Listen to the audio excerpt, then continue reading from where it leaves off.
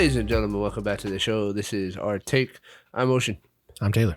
Today, ladies and gentlemen, we have our mid-season update for you guys for the Bad Batch Season 2 on Disney+. This is a show that we covered in initial impressions. We covered the first 3 episodes of... I'll throw up the video here for you guys. If you haven't seen that yet, go check it out.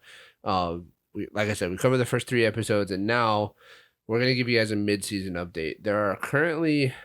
As of right now, there are 9 episodes out, but we're only going to cover the first 8 because the season is supposed to be 16 episodes. So we'll cover the first 8 today, and then when the season ends in 6 or 7 weeks from now, we will do a final impressions video for you guys. But yeah, we're gonna get right into this traditional style, spoiler-free section real fast, just because we want to get into the meat of it, and then grab a score real quick as far as the season is going so far, and then dive into some spoilers. So, Taylor, how you feeling about the trajectory of the show?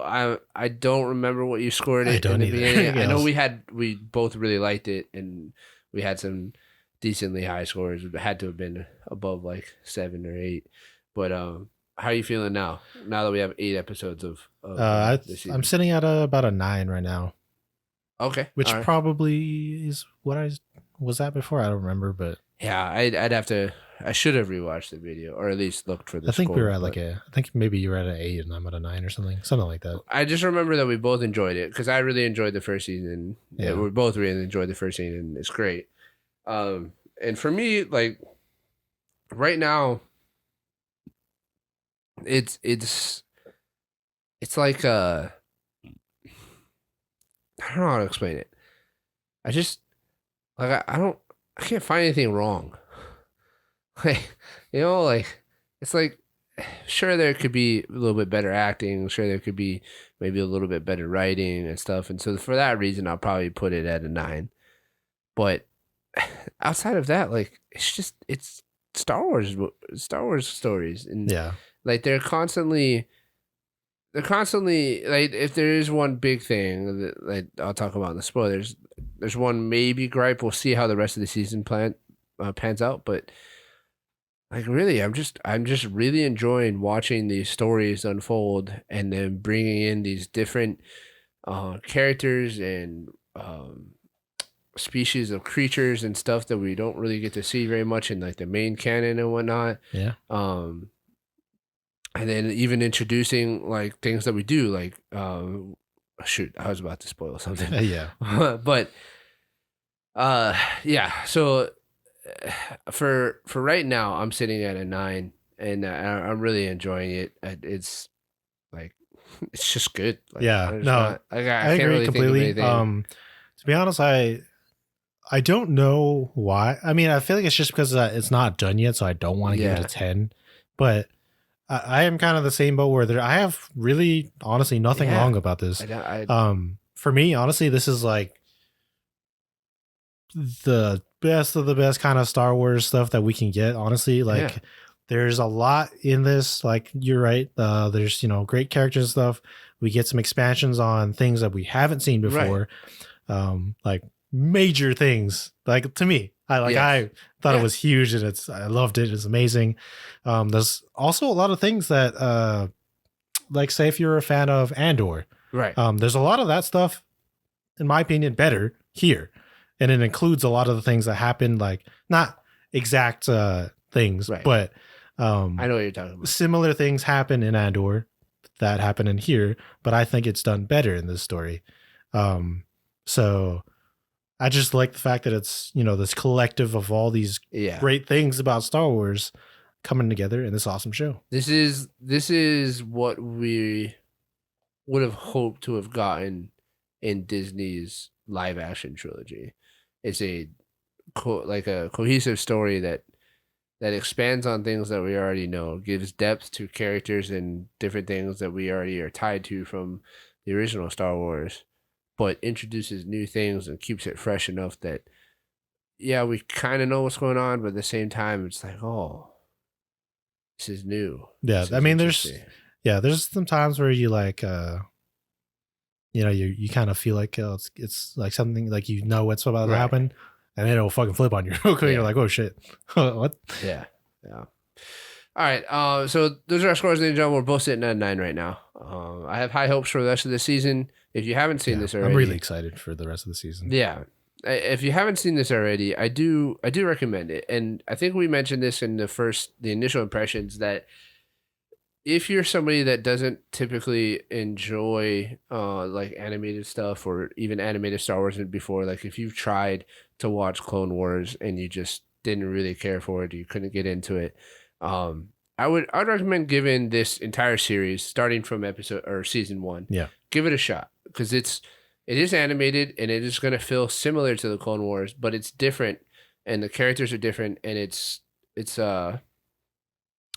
I don't know, it's just, to me, it's a lot better, at least the first couple seasons of Clone Wars. But give it a shot, because I think you might like it. You might enjoy it. If you're a Star Wars fan, I'm sure you've already seen all the episodes and know everything that we're going to talk about, because this is great. I mean, there is a lot of Star Wars fans that don't watch animated stuff, but I do agree. I think this is, are you a true Star Wars fan? One of the like best picks you could have to get into animated stuff.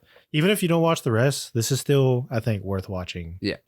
By itself, because I agree. There's like the characters involved in the show are very different than what we're normally used to with Star Wars. So I think there's enough in there to keep you hooked into the show, even if you're not a huge animated person.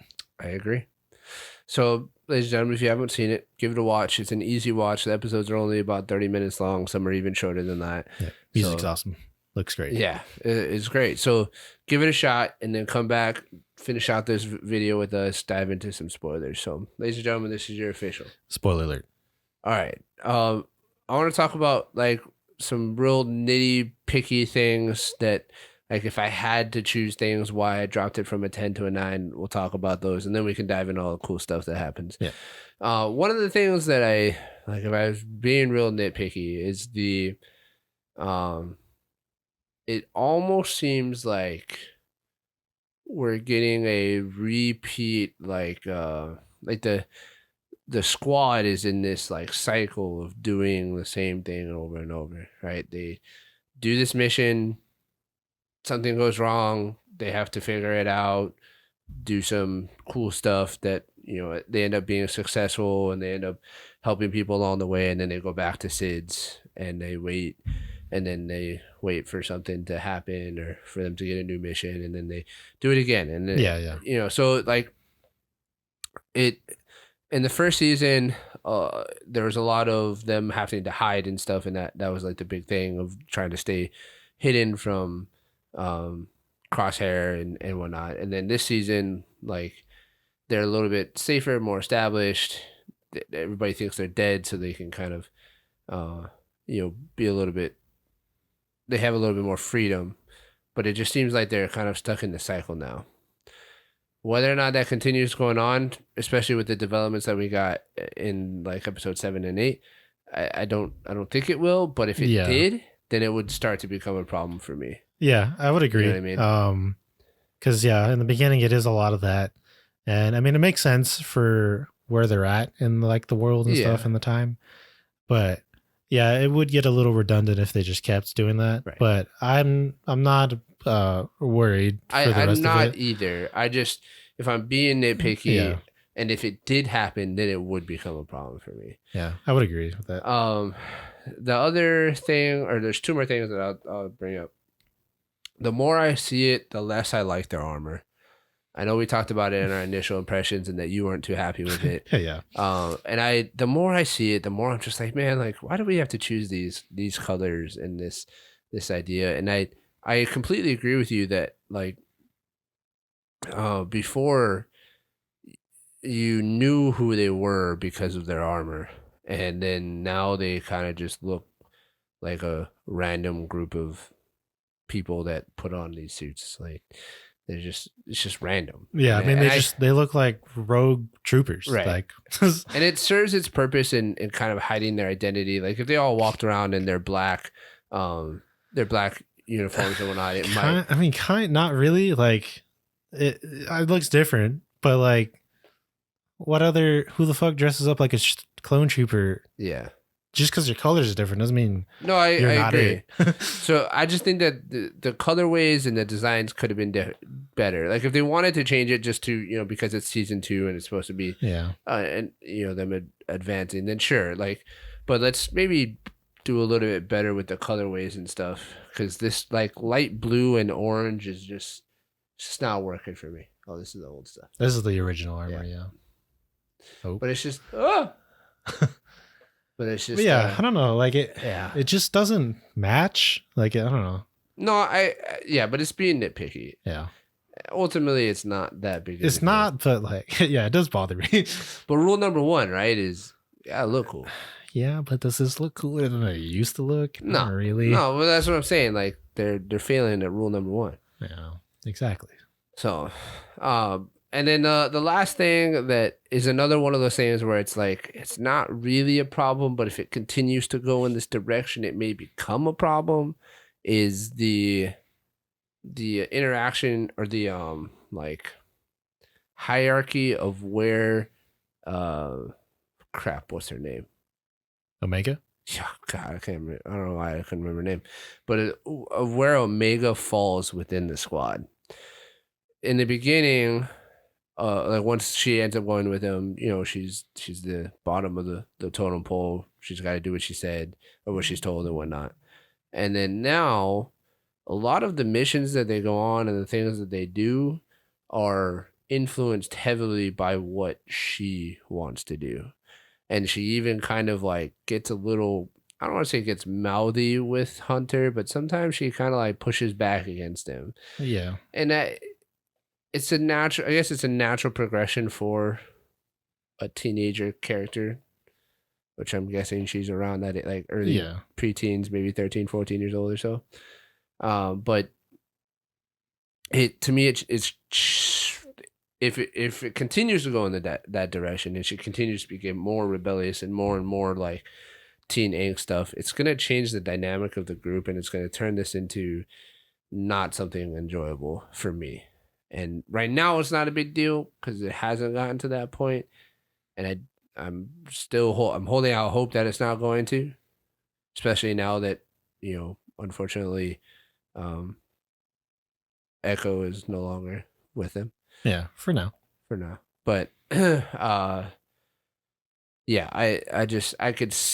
picking up on these little things here and there, and I'm like, all right, let's not go in that direction, because if it does, then I don't like it. You know what I mean? Yeah, I mean, it's a complicated thing because, just the squad by themselves, like, they're no longer part of the Republic. Right. So their ranks are basically non-existent. Sure. Because obviously Hunter was the NCO of the squad or whatever. Right.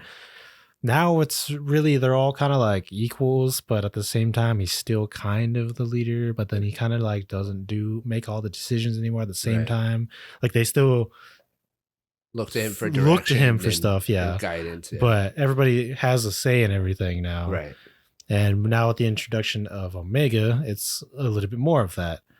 And it's going to be hard because it will get annoying, or it could be annoying if it increases and it just kind of becomes like she ends up like taking over the whole thing. Right. But I don't know how it's going to be. I kind of just have to see.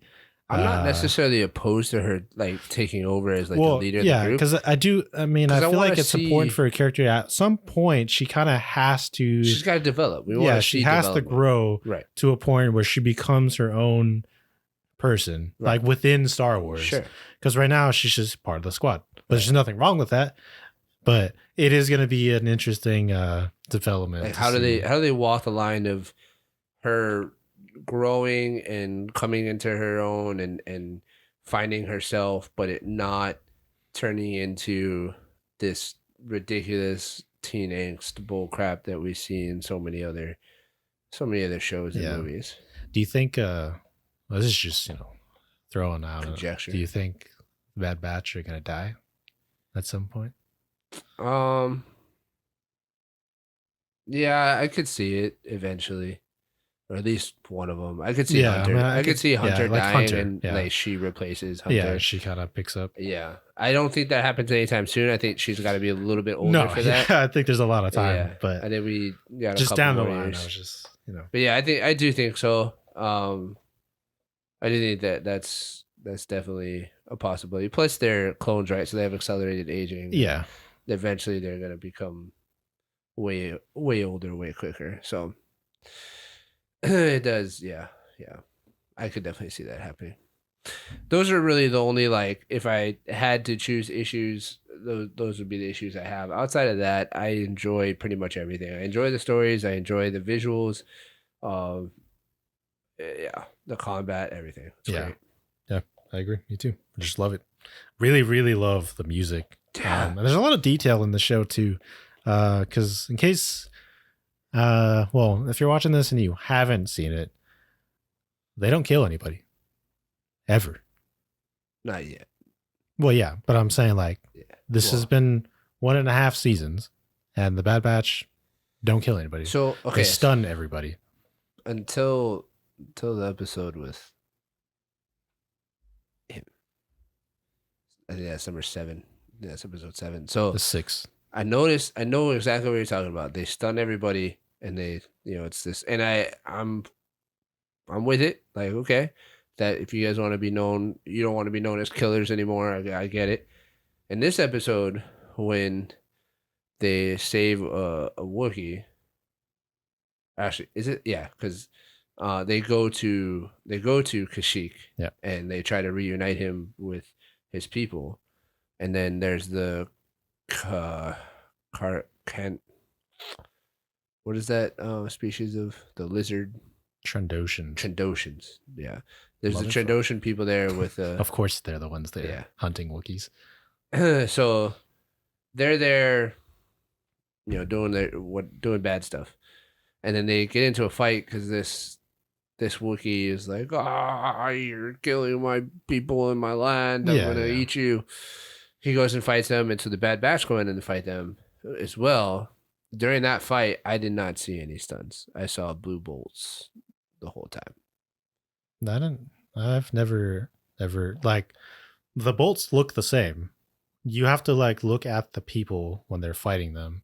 Like, yeah, they will look like blue bolts, and then when you hit them, it'll like do the effect of right, like goes over them. I was paying attention because I know, like, I've had that picked up on that same thing throughout the first season and the second season, but in that particular episode, like, guys, you could see like the blaster mark wherever they hit them, and it wasn't this done.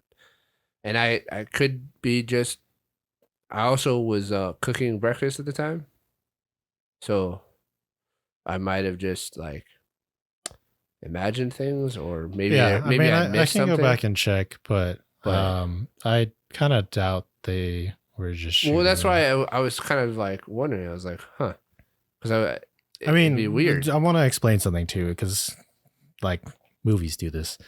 What I mean by don't kill people, they don't like visibly show you. But if like somebody is coming at you and you blow up that vehicle, yeah, well, they're dead. Realistically, you killed them. Right. But in movie/show terms, that's not you killing them. It's like a indirect thing, but in real life, you're killing them. Yeah, they might do that. I mean, I even that I don't know if they've done that, because I know they've blown up, like, when they were in I forget which city it was, chest. But yeah, and there's all the clone troopers and stuff. They blow up the AT-ATs, but like I don't know enough detail to know that they're just like dead. Yeah. But they definitely blew up the vehicle, so it's like not entirely, but like it's clearly, if somebody was in there, clearly destroyed. Dead. They're either on fire or something. Yeah. So, but yeah, I'm gonna have to go back to the episode and watch, because I remember seeing it, and I remember thinking to myself, that's weird, because usually they just stun them. Yeah. But ladies and gentlemen, Wookiee Jedi. A Wookiee Jedi. It's so awesome. I never thought this was gonna happen, but it's awesome. Not only that, I just like the fact that it's expanding like the Kashyyyk. Wookiees and Kashyyyk and all Yeah. that, because it's Oh, it's such a great. yeah, it's a like, great, they could do a whole show on it. it's an underrated race within Star Yeah. Wars. Like, sure, you know of the Wookiees, but like Right. you don't really know a whole lot about them other than the fact that Tradoshans are douchebags, always Yeah. hunting them for their pelts, and Wookiees rip their arms off occasionally and stuff. But it Chrysanthemum expands from- on it. It has like their religion and stuff in this, and the people. It's great. Yeah. And on top of that, we get a fucking Jedi Wookiee. Yeah. What was probably a Padawan that Of who? survived. Yeah, that's a good It's like, question. who It's was like teaching this? who is his master, because he's talented. Yeah, Like, he is. he's running around I deflecting mean, blaster boy, bolts. think about it, like a Jedi, Yeah. basically OP it within itself. Yeah. And then you take a Wookiee within its own realm, OP. You could put those together, unstoppable. Yeah, it's awesome. It's great. Yeah. And when I watched that episode 6 in the beginning, when Omega is trying to rescue him, and then you see him like pick up the gun, and then the like the robot or whatever is like turns his back to him, and you see him put it down and then go like this. I was like, whoa! And he when I pulls saw his that, I was like, force pulls what? his lightsaber. What? I was not I was like, expecting oh, this. that was sick. And then when you finally see him pull out his lightsaber, like, Yeah. holy shit. It was awesome. Yeah. Yeah, this was my this is probably my favorite episode, honestly. Number 6. Yeah. Yeah. 6 and 8 were my two favorite ones. Yeah, easily. 6 and 8 are easily the best episodes. I did enjoy episode 4 though. Episode 4 is when they we talked about it a little bit in the initial impressions because I accidentally spoiled it. Yeah. Wasn't it? My bad. But that's the episode where they do the pod race, essentially do Oh, pod right. race. Yeah, that one was awesome too. Yeah, I really enjoyed that one just because it kind of like called back to Phantom Menace times Yeah. and stuff. So, And then I that enjoyed episode. 7 too. It's just these two like really stood Yeah. out to me. Yeah, for sure. I mean, we got a Dude. yeah. Anytime there's a Wookiee Jedi. lightsaber Yeah. on screen, it's amazing. But it's a Wookiee Yeah, with a lightsaber. Like he's a Jedi. it's awesome. I'm really hoping that like we get more either of this storyline or just more of them finding more Jedi survivors that they help Yeah. like get into. I'd be cool with hiding and either stuff. one. But just to put it out there, yeah, give me a Wookiee Jedi in live action now, Please, please. that would be sick. Like that would be sick. That'd be awesome. Yeah. And we know for a fact that like Wookiees have a special connection to the Jedi Order because like Yoda is a super. He's like a Yeah, he's a huge friend of of the Wookiees and entire- whatnot. So Yeah.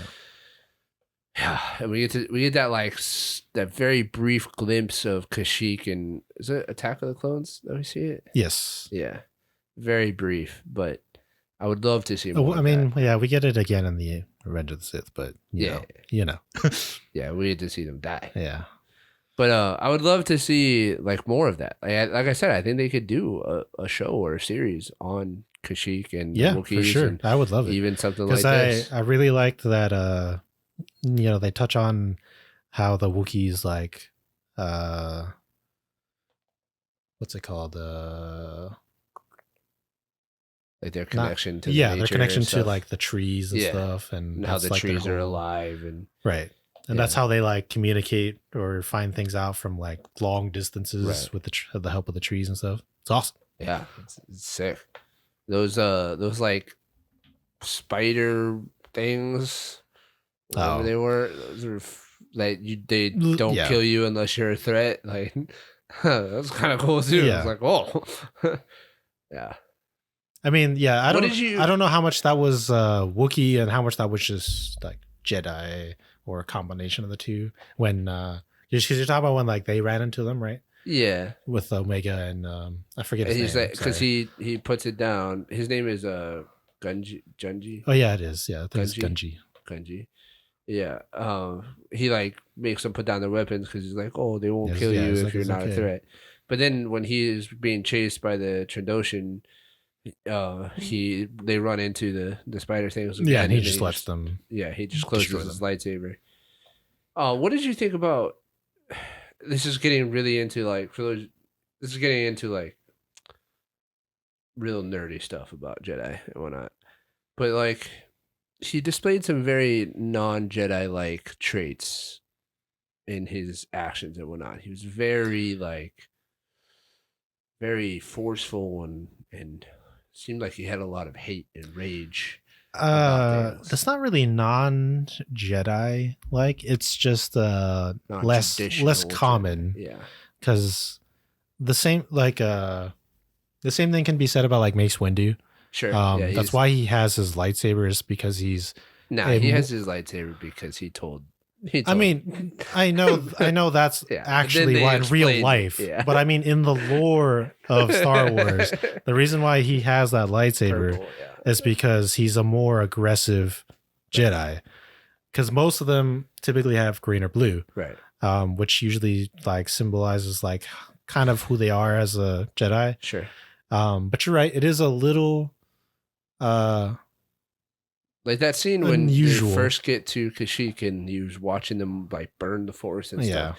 You could tell he's just like, ah! He just gets in there like, ah. Which, I mean, he's a Wookiee, so like he like, should have this. I think it's sick, and I love stuff like this. I love Mace Windu. I love Darth Revan. Like I love the people that walk that fine line because to me like that's like between. Those people are the most powerful if you're able to harness both sides. But so like if let's say like Yoda or whatever watched that, he'd be like, whoa, chill out, chill out, man. You're walking the path to the dark side. He would. He absolutely would. But I love it. Like, I like that. I mean, again, to me, it just makes sense because one, we don't know if his character, right? Because obviously he's brand new and he's amazing. He's probably not finished with his training, right? Either. I think he would kind of was just cut off, like, somewhere in the middle, obviously. And on top of that, he's a Wookiee. Like they have this long history of being hunted by Trandoshans and stuff. And lots of other like societies treating them like shit and trying to just harvest like whatever the hell from their planet, right? To include them. So like that together, like it makes sense. He's just mad. Yeah. And whenever he saw the Trandoshans burn, and he has the capability of doing something about it, so he did. Yeah, like because now he's a little bit trained. Not done yet, and hopefully one day we will see that. Maybe he'll go to the Luke Skywalker school. Yeah, and be work with Baby Yoda. Might be a little weird because like even Luke didn't really get trained, but he didn't finish it. He didn't really. Well, he didn't finish it. Technically speaking, but he's still great. Yeah, but that would be awesome. I don't know if do you think people could handle both Grogu and Gungi? Nah, it'd be too much. Just be an overload of awesomeness. Yeah, like imagine they brought Gungi into live action.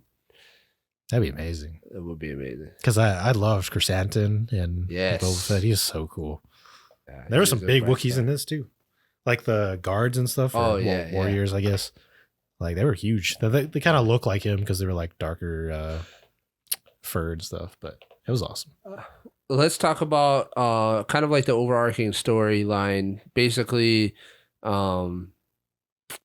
like throughout episodes 7 and 8 and a little bit of 6, there's this overarching theme of, or this overarching story of the clones are being phased out, right? The Senate is trying to introduce this bill that would phase out the clones and bring in the galactic, the Empire's Stormtrooper army, which is a conscripted army versus a clone army.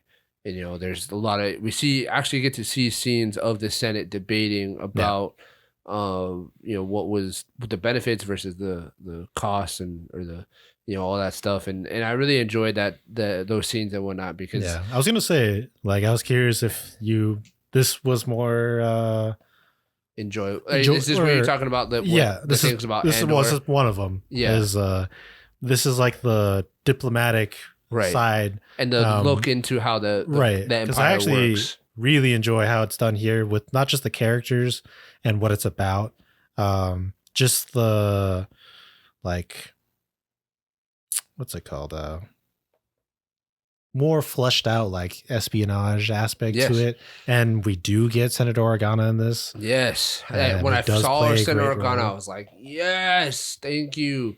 I wish we would have gotten that in Andor, but um, yeah, I did really enjoy it. I really enjoyed everything about it. I don't know that I would say it was better than Andor, because for me, what Andor did so great in regards to this was the deeper look into like the inner workings of the Imperial Army, and like the like, the officers, and the dynamics between the officers, and what they did to maintain control and whatnot. I really liked that aspect. This to me is like their CIA section, basically.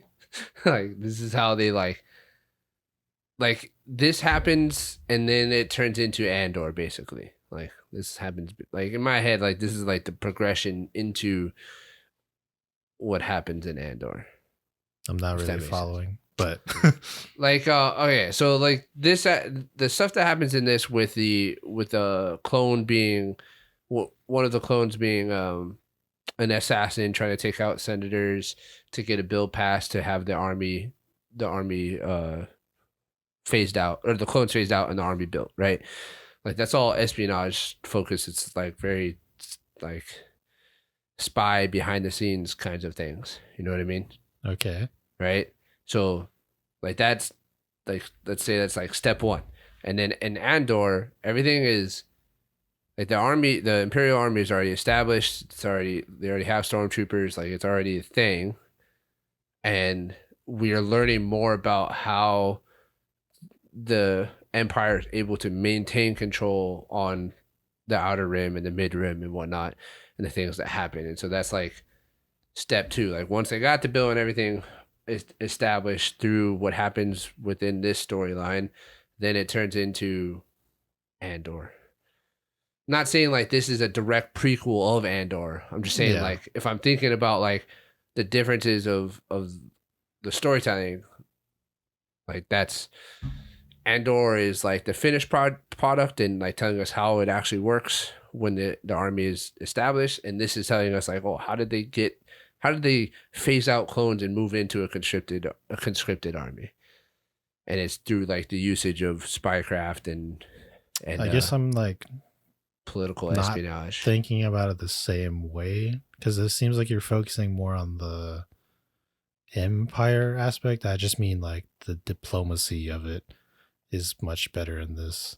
I'm not talking about the subject that it like revolves around. I just mean like I enjoyed the senators and everything that revolved around them specifically better in this than in Andor. Not the fact that it's about the clones. I do like that there's a senator fighting for the clones, but that's like a completely separate thing versus the... No, I get what you're saying. I just mean that like in this one, the Emperor hasn't like fully, like he's the Emperor and he's kind of taken over, but like the Senate still thinks that they have power, like they still believe that they can make change happen and whatnot. And then in Andor, there's a little bit tighter grip by the Emperor, and the Emperor is more of a directly leading the Empire. Does that make sense?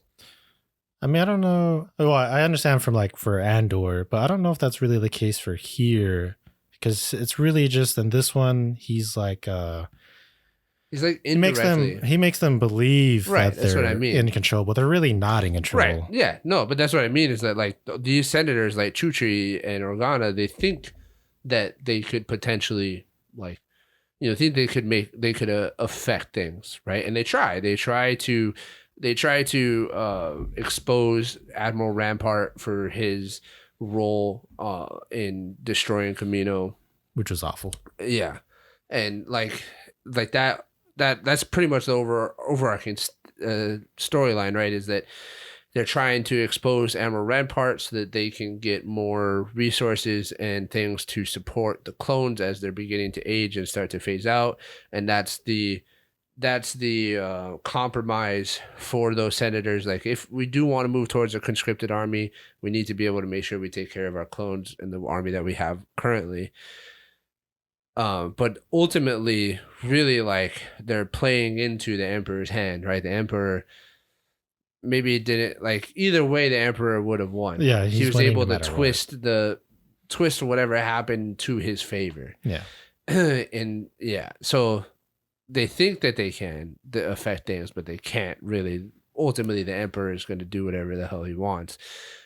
Whereas in Andor, the Emperor just kind of like does whatever he wants. He doesn't have to like really convince people that it's, or he doesn't have to like twist things and stuff. He's just like, yeah, this is what I want done, and we're going to do this.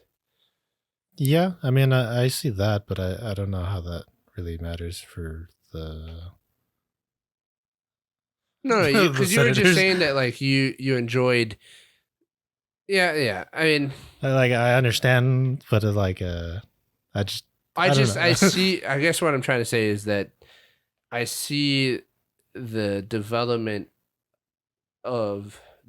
within these two series as like two separate things, and so I can't compare them. Is I guess what I'm trying to say. It's like it's hard for me to compare how well they were executed, because to me they're two different things, or they're at two different stages within their own story. Okay. Okay. Yeah. I don't know. Like I can, but yeah, that's fine. Yeah. Yeah. So we get Emperor Palpatine, guys. Yeah. We certainly do. And he looks great. And it's great. Obviously, it sounds great. So a question that I asked Taylor off camera before we started this, because I didn't know, but apparently, what's his name? What's the actor's name? Ian. So the actor McDermott. Ian McDermott. I think that's how you pronounce his last name. So the actor that plays Emperor Palpatine in the live action prequels, episode 2 and 3, is the voice of Emperor Palpatine in the show, which I think is just awesome. That's awesome, yeah. It's great that they were able to get him, because there's a lot of other characters that we know from the main canon storylines that don't have the same voice actors, like Senator Organa and some other people. So it's great that we got this one. And yeah, I think it's pretty important for his character, because he's his voice is so recognizable. Like, so iconic, and because I do think the guy that plays Organa is really good. Yeah, for sure. And I love the original actor as well, but it's like not a big deal to me that it's like two different. But I mean, I'm not saying I wouldn't be opposed to somebody else voicing him, but the fact that it is great.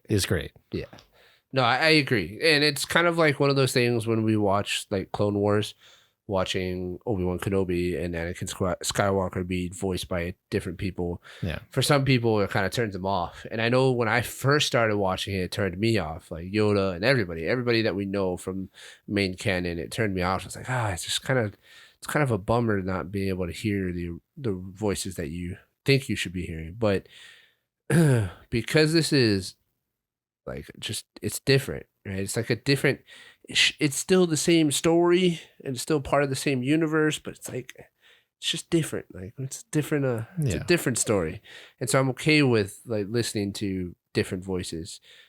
But like you said, the fact that this is the same guy, like it's never bad to have the original characters. Yeah, I was like, that sounds good. Yeah, he sounds really. He sounds great. Looks great. I love. Like he made a great entrance into the show when you hear the alarm blaring and. And he just rises up from the middle, and he's just like, rise. One thing is kind of not confusing, but it's just like, I'm just thinking to myself, if you're a senator sitting in that arena, right, and the emperor of this empire that you're a part of rises out of the ground and is wearing this black cloak and hiding his face, and there's such thing as like Sith in the dark side of the Force. How are you not sitting there like, this is a little sauce? I said this exact thing when I first watched it. I was telling Scar, I was like, how are you a senator looking at this guy? And you're like, he's a good guy. He's the right guy to be leading. Look, I know, like, it's like you're not supposed to stereotype and stuff, but like, look at this guy. Yeah. Like he didn't even There's try. Nothing. Yeah, he's not even attempting to hide anything. Yeah, he's just he's just pure evil. Like wearing all black. Yeah, like he's basically only missing "I am a Sith Lord." Like, I know in the prequels they kind of explain it away because of when he fought Mace Windu and the lightning Yeah. disfigured him. He's like, oh, I don't want to burden, Yeah. like, I don't want you guys to see me like this kind of thing. But it's like, okay, but there's a difference between like, you know, wearing a cloak or wearing a mask or something and just straight up wearing a Sith hood. Like, like it's not like people don't know that Sith exist. Yeah. And like, there's only two kinds of people Yeah. that wear these kind of cloaks. It is Jedi and Sith. yeah, There's nobody else. yeah, nobody else It's wears very this. Noticeable, and unique, recognizable. Like they're like, yeah, there's a lot of, yeah, it's crazy. But I saw thought the same thing. It was so funny. I thought it was There's funny. no too. way. I was like, if I was a center out, I'd be like, you guys Wait see a this? minute. Like I mean, I know he obviously was just Senator Palpatine before, but like looking at him now, like, come on. Yeah.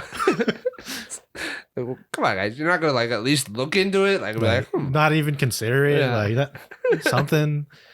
And the one thing that was so irritating to me was, you know, I'll just say a female senator that there's like two that are like against Senator Chuchi. Mhm.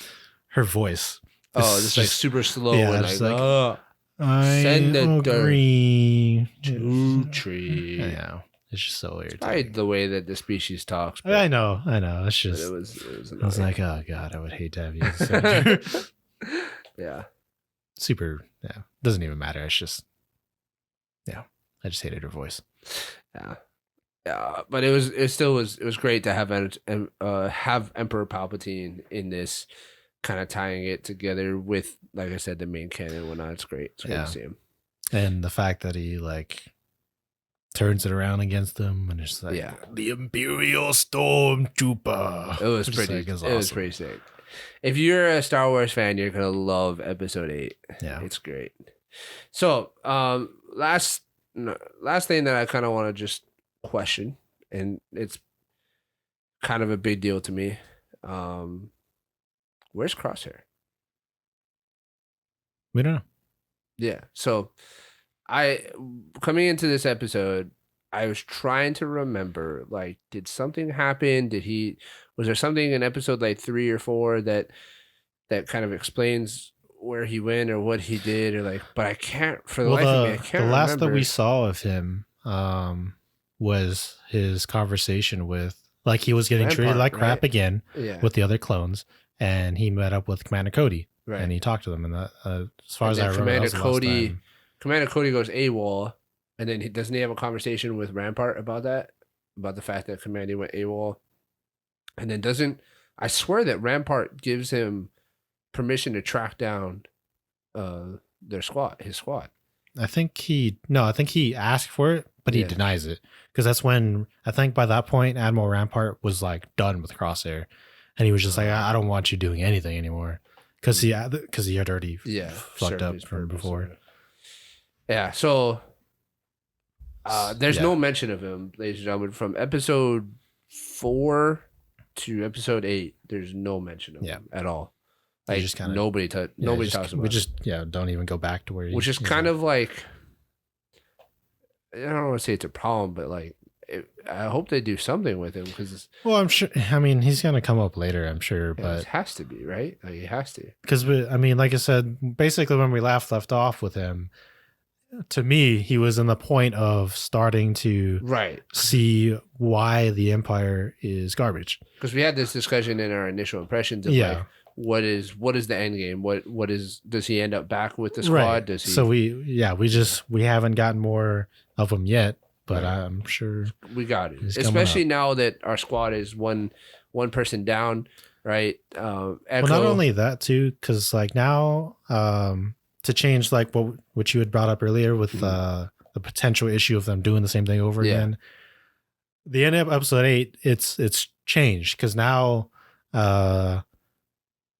they are gonna go ahead and pass the bill. They're gonna start removing all of the clones and stuff, right? which they're probably just gonna kill them all. Yeah. And what obviously I mean. that's why Echo goes with Rex, Right. and I'm sure, even though they're parting ways, there's gonna be something that comes up where they have to come back and get together, and I'm sure Crosshair is gonna show up, and then maybe that's when they all I come could back see together. that being like the final, the culmination of everything at the end of the season, where maybe the next couple episodes we get is maybe a few more random missions, but I think we'll start to see that, like, okay, clones are in trouble now, so the Bad Batch is going to start trying to help and save clones and Yeah, you know, because get them.